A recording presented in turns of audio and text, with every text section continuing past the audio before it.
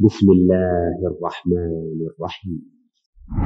الحمد لله رب العالمين، الصلاة والسلام على أشرف الأنبياء والمرسلين نبينا محمد وعلى آله وصحبه والتابعين، ثم ما بعد. السلام عليكم ورحمة الله وبركاته. Рамазан ай орозосын кармагандан кийин артынан Шаввал айынан 6 күн орозо тутуп коюш керек. Ошондо биз 1 жыл орозо туткандай сооп табабыз.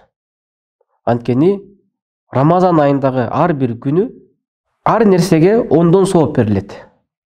10 нерселеп. Ошончо пайгамбар алейхиссалату вассаламдын Муслим деген хадиси, Аби Айюб ал-Ансари деген хадис, пайгамбар алейхиссалату вассалам айткан: ким Рамазан айынды тутуп, артынан 6 күн Шаввалдан кошуп койсо, мен сама Рамадан сумма атба'у ситтан мин Шаввал кана касиямы дахр.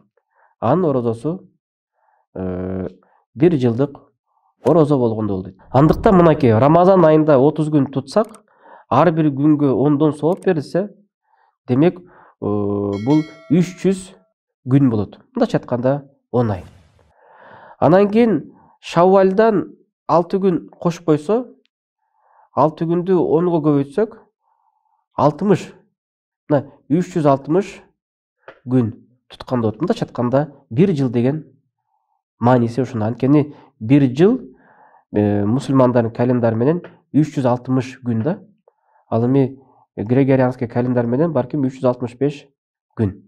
Андыктан 1 жылдык соопту 1 жыл орозо тутканды кааласак, 30 күн Рамазан айын тутуп, 6 күн артынан ээрчитип койсок, 6 күн Рамазан айдан кийин Шаввалдан 6 күн тутуп койсок, биз 1 жылдык орозо туткандай сооп алат экенбиз. Келиңиздер, Рамазанды өткөрбөңүздөр, жана 6 күнгө келгенде алыңар кетип отуруп калбаңыздар. 6 күндү Рамазандын ылдамдыгында эле тутуп салсаңыздар жакшы. 1-2 күн эс алып туруп эле, балким айтты бир эле күн айттап туруп эле эртеси эле тутуп койсоңуз эң жакшы болот.